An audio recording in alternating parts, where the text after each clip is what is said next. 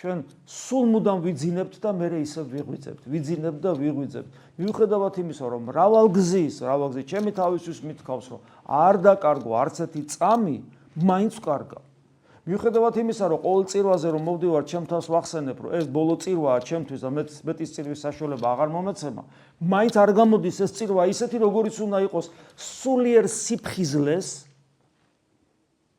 გნებავთ გონებრივ სიფხიზლეს, გულისმიერ სიფხიზლეს, წირვის დროსაც კი, რა, 1 საათი გრძელდება წირვა. წირვის დროსაც თავი და ბოლომდე ვერ ვინარჩუნებთ. გესმით რა შეასახეთ ჩვენი პრობლემა. აი როცა მობილიზებული ხარ, შენ თავს აჯერებ, რომ ეს ბოლო წირვაა და იწყებ ასამაღლებლი და ბოლომდე უნდა ჩახვიდეს ზიარების ჩათვლით, ბოლომდე ვერ ინარჩუნებ სულის სიფხიზლეს, ღვიძარებას, იქაც კი ახერხებ მრავალგზის სულიერად დაძინებას. და წარმოგიდგენიათ, ეს წირვა, როცა ყველაზე კონცენტრირებული უნდა იყოს. ხო, გარეთ რო გავდივართ, ამიტომ ჩვენ სულ ვიძინებთ, ამიტომ აქ რომ მიერულად და დაიძინათ, ეს ჩვენა ვართ, ჩვენ გვძინავს სულ ეს.